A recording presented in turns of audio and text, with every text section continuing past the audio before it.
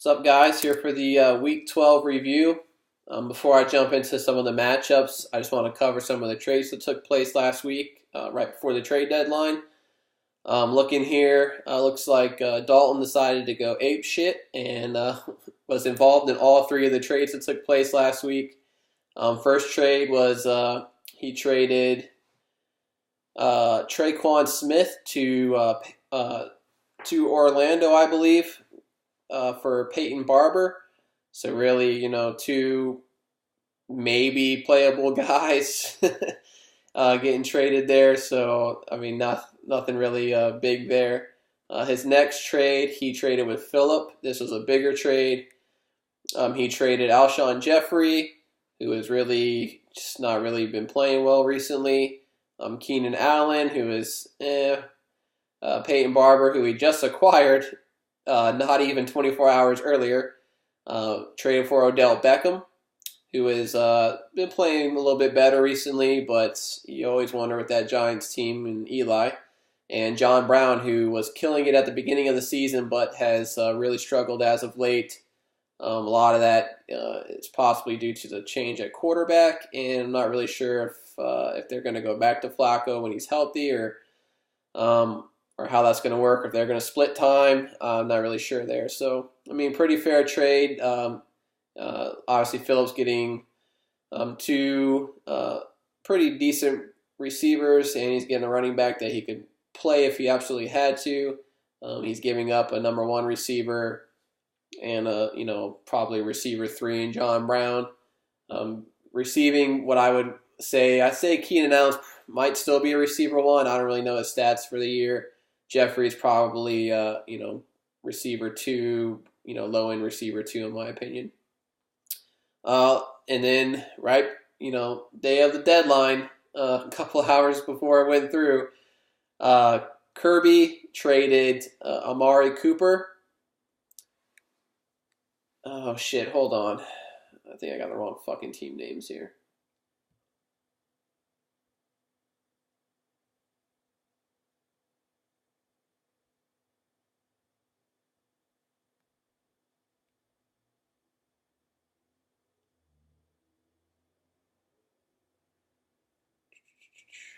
So I think that first trade Kirby did, let me see, that was not with Orlando. That trade was with Josh. Everybody keeps changing their team names and their fucking acronyms, and it just makes it difficult to keep up with who the fuck is who. All right, so then this trade was between Kirby and Orlando. Kirby traded Amari Cooper and Sammy Watkins, and he received Corey Davis and Larry Fitzgerald. Obviously, Amari Cooper had the huge game on Thanksgiving, so it kind of looks bad right off the bat. Watkins has been in and out being hurt. Corey Davis has had some nice games, has had some duds. It really just depends on if Mariota's healthy.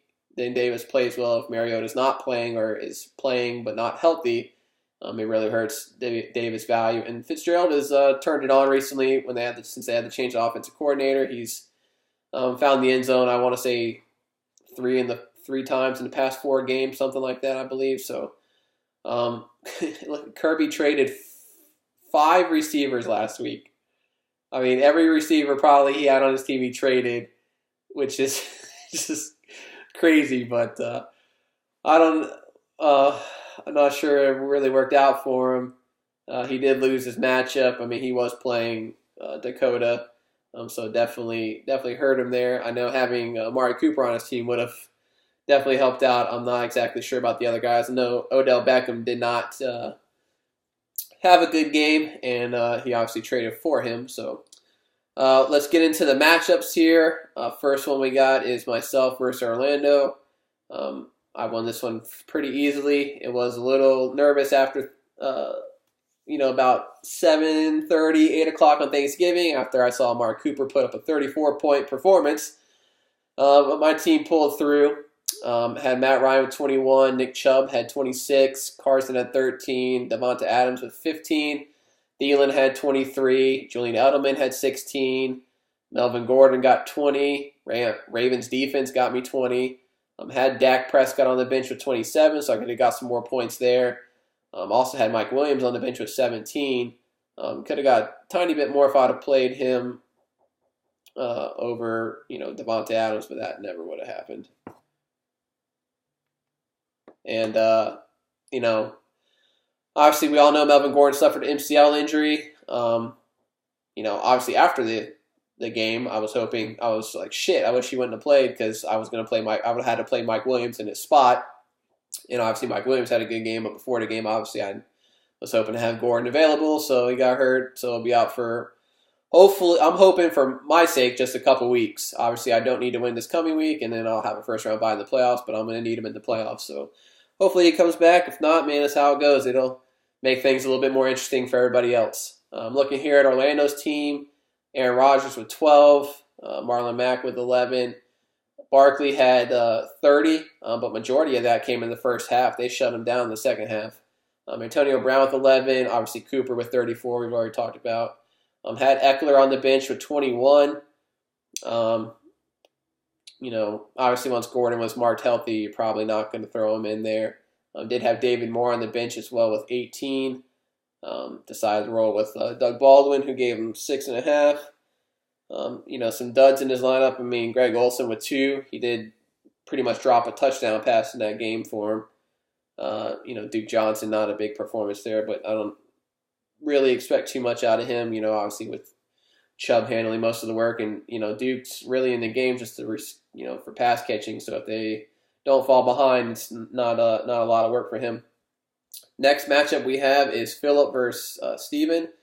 This matchup came down to Monday night. Steven had the lead going into Monday night with Kiki Kuti playing, who only got him 2.5. Phillip had Deshaun Watson, who got 29, and Ryan Suckup, who got him 5.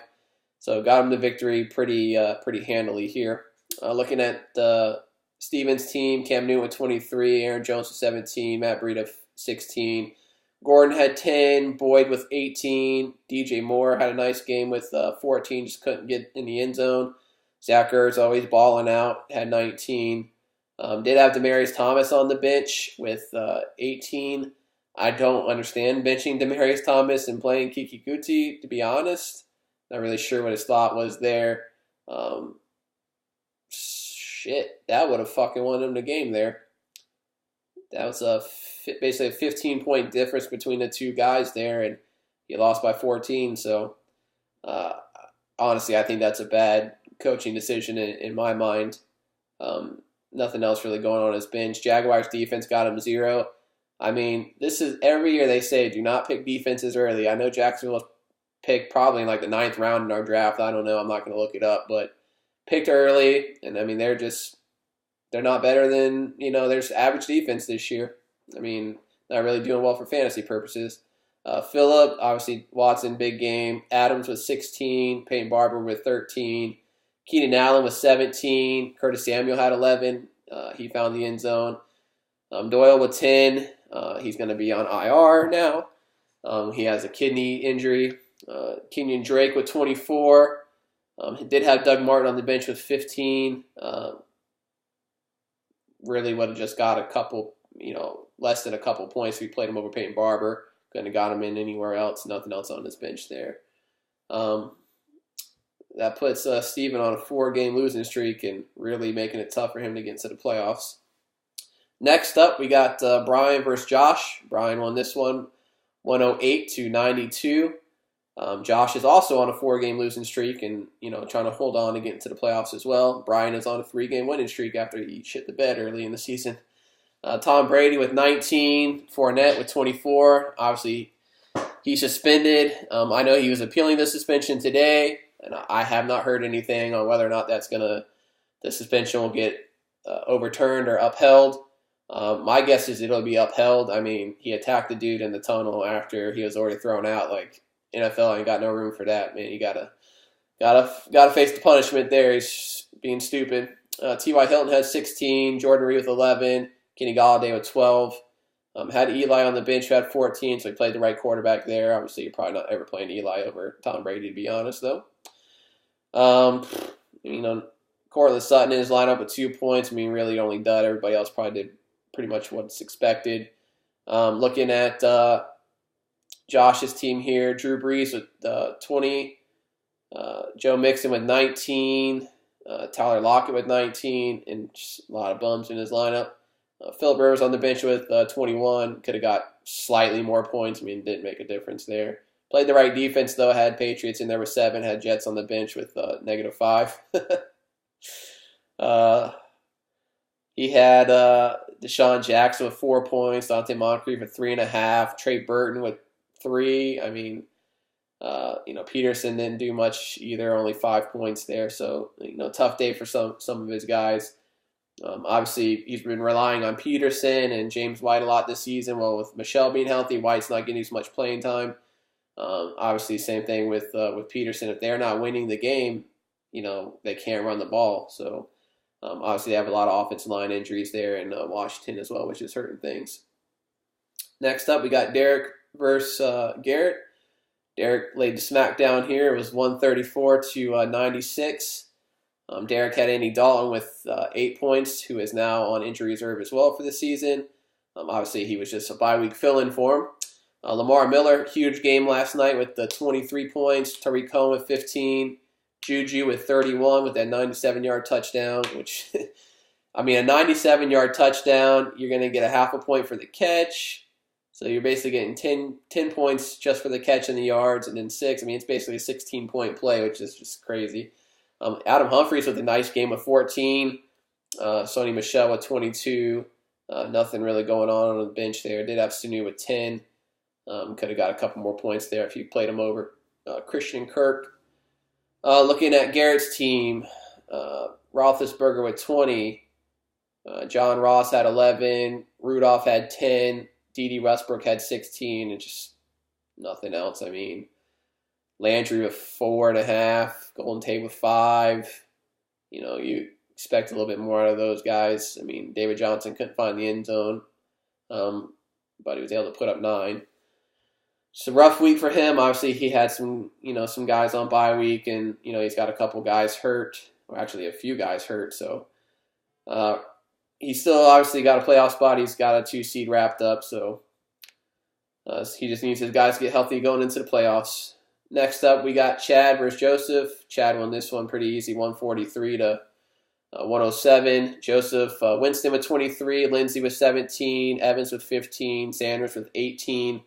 Cook with 10, and just nothing else. -2 out of Titans defense. He's having to play Elijah McGuire, just 3 points. Tough sledding for some of the teams here. Looking at Chad's team, Luck killed it, 23. Elliott, 23.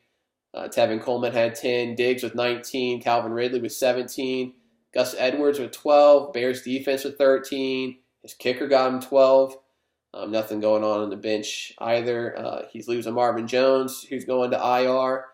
So that'll hurt his receivers there. Tough week for Michael Thomas. He only had 6. It's crazy when 6 is a tough week. But for somebody of his caliber, it is. Not much else going on there. And then the last matchup we got here, we got Dakota versus Dalton. Dakota won this one pretty easy, 144 to 119. Kirk Cousins with 27. McCaffrey, massive day, 41. Hopkins had 10. Julio had 18. Gronk had 13. Dalvin Cook with 15. Chargers with 10. Had Randall Cobb in his lineup. I think he said he couldn't drop anybody by the time he got the news.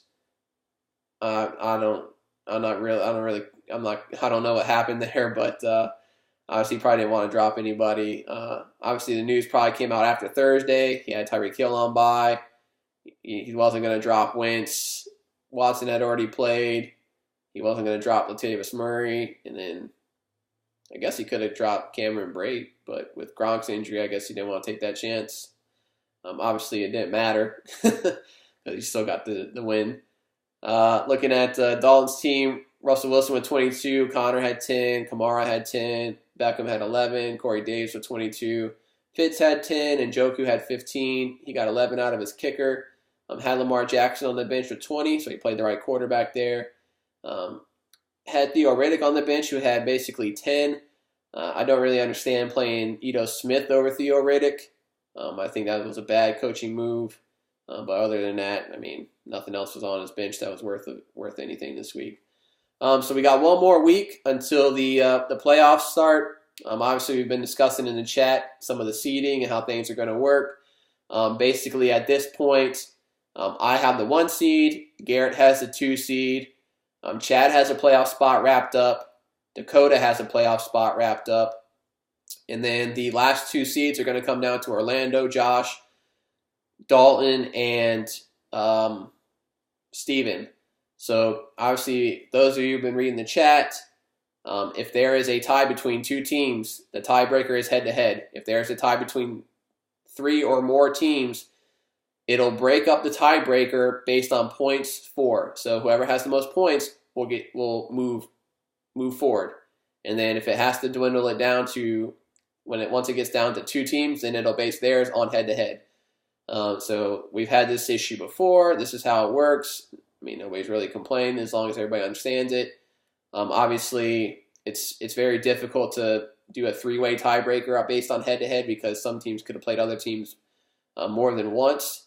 So that's why we have it based off of points for. And then I believe head-to-head is important.